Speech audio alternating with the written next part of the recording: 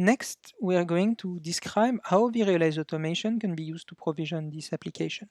So just to be clear, this application provisions a 3-tier application with one segment, one tier 1, and micro-segmentation isolating the different tiers. So meaning security groups and security policy. Now, vRealize automation, on the contrary of the previous tools which were shown, is a complete cloud management platform which allows to have an hybrid cloud experience. So as a result, typically the cloud admin can define the different endpoints behind vRealize automation. So in this case, we'll have an NSXT and a vCenter, which are paired together. We can have multiple of those NSXT and vCenters, and of course, we can have, in addition to that, public cloud, like AWS, Azure, GCP, or VMware Cloud and AWS.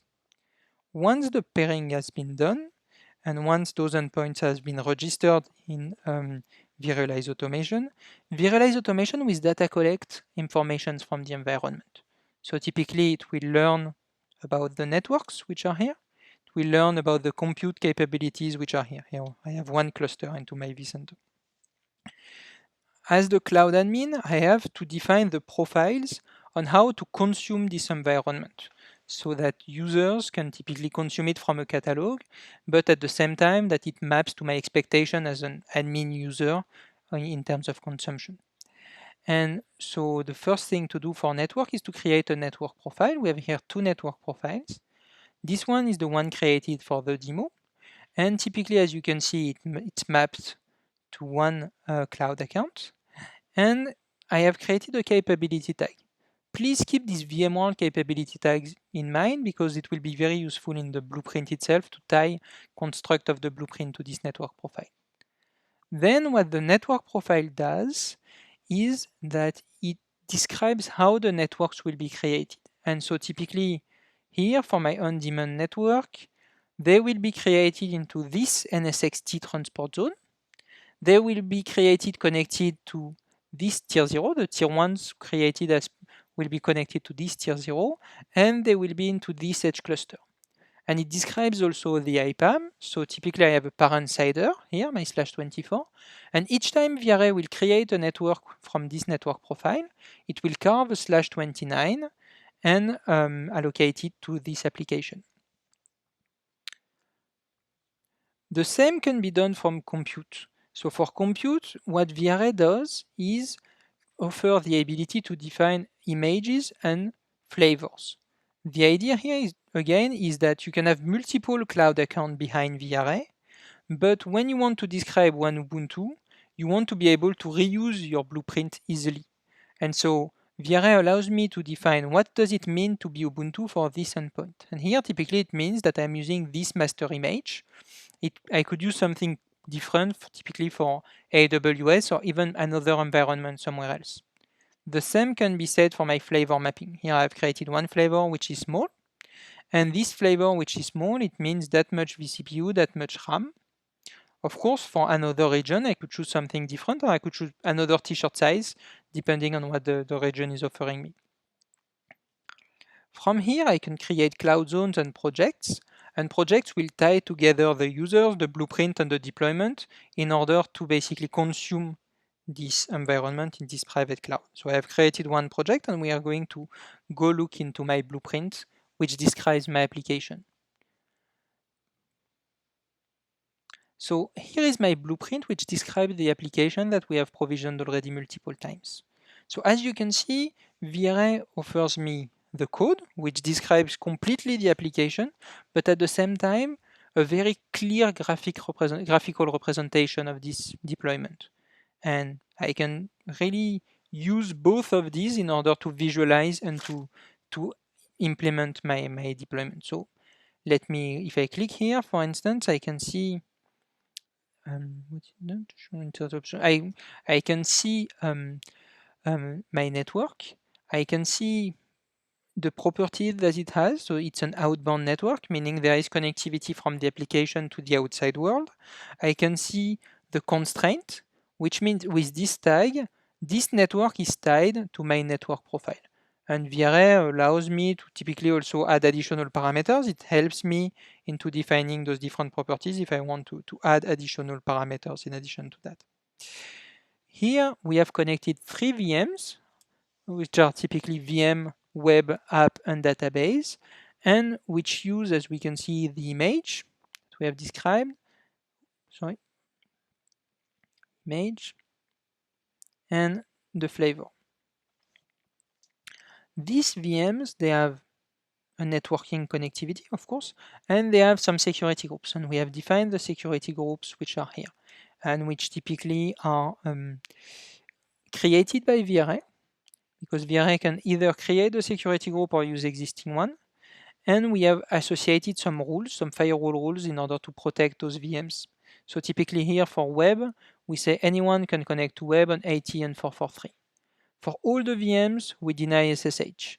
And for database, we allow connectivity only from the security group app on the port for MySQL. From here, we can deploy this blueprint.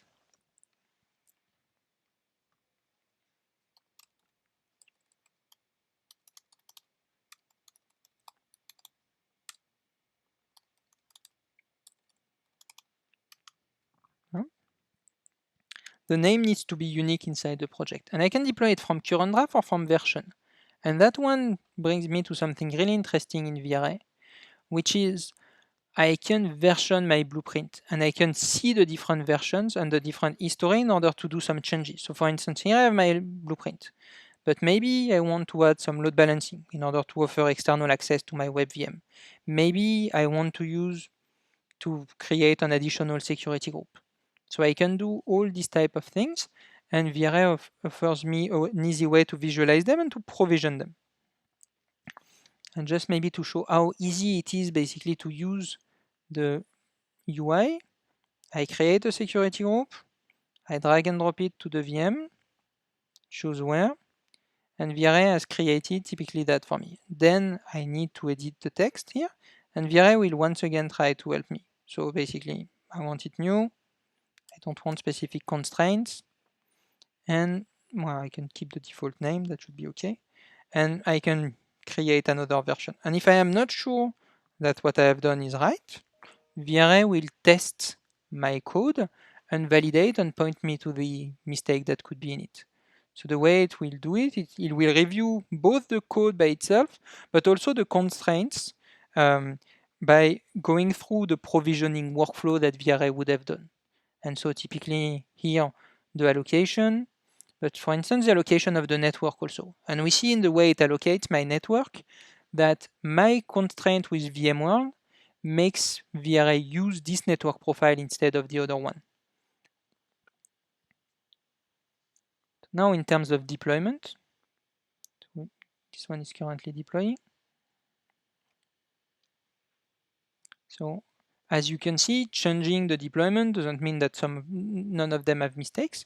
And that's typically what allows to have this iteration. And we have the details, and we have the details of the failure for some which have been created. And so typically here, and we can go look into the provisioning diagram where it has failed as we change them. And so typically to have the issues with the security group provisioning. So that allows me to easily find out when there is an issue. For ones which have been provisioned,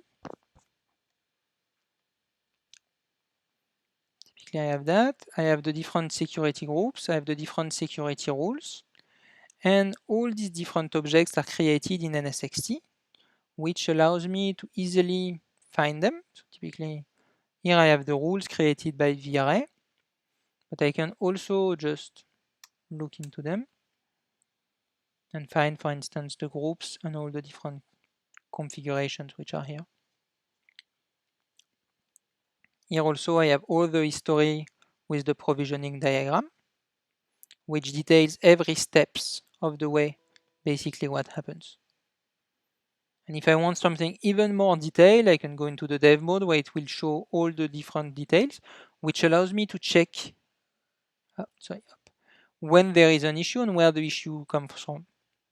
Typically, if it comes from a misconfiguration in VRA, if it comes from resources which is already you filled, for instance, a pool or resource pool or something like that, or if there is an issue on one of the endpoints. So V-Ray offers me complete visibility into all those contexts. So that's it for the V-Ray part, and I hope that that this demo was useful.